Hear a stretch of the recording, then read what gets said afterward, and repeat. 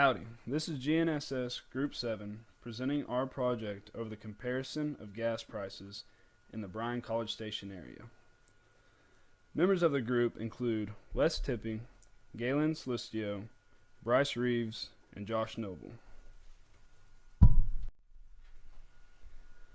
Students all across the nation spend thousands of dollars to attend college each year. Most, if not all, students live on a budget due to these expenses. So, we came up with a couple of testable hypotheses to figure out where students could fill up their gas tanks based off their location in the BCS area. We expect that zip codes with higher income per capita will have a higher average gas prices.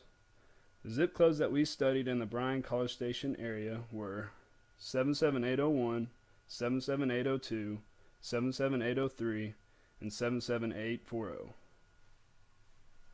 We also expected that the closer you are to campus, the more expensive gas would be, due to the convenience of the location.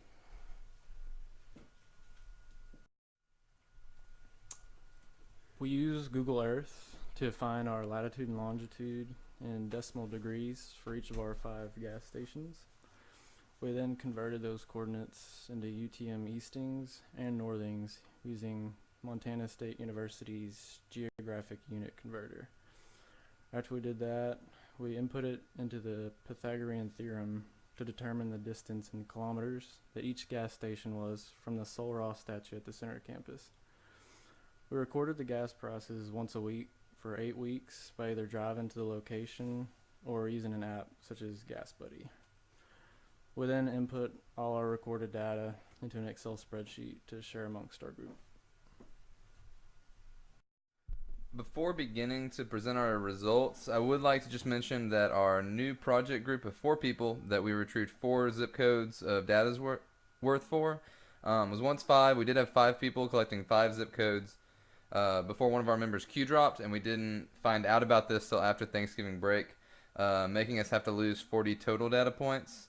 And this loss of data will make our results slightly less accurate in looking at it. In looking at our first hypothesis, the zip code's distance from campus gave us an overall good spread of the distances. There are no significant outliers among our data. Our regression line shows that income and gas prices almost have a 1-to-1 relationship. We can see that the zip codes 77840, 77803, and 77802 follow a similar progression as our R-squared values, with 77801 being the only one not following our trend line. We kind of believe this to be an outlier, especially in the case of a larger data set. Considering that 3 out of 4, over 75%, or at 75% of our data points, suggests that our data supports our original hypothesis that the higher income per capita in a zip code will give rise to higher gas prices within that zip code, we accept that this hypothesis is correct. Our table here shows that the prices per zip code in descending order of distances. Our zip code distances, like our income, show a good spread with nothing falling outside of Q3. The data that we have collected shows an R-squared value of 0.438 with the relationship of prices and distances. This counterplays our original hypothesis by suggesting that there might be cheaper gas the farther you drive away from A&M campus instead of the closer you are.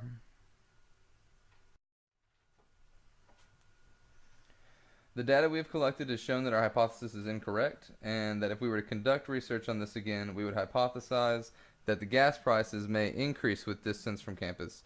We reject this hypothesis.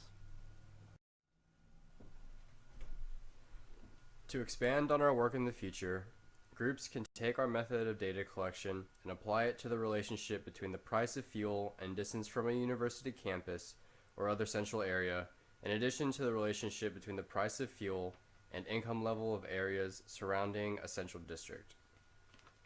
In order to further improve upon our research, future groups can add a larger number of gas stations to their analysis and extend the period of time spent collecting data, or even modify the rate of collection from weekly to daily.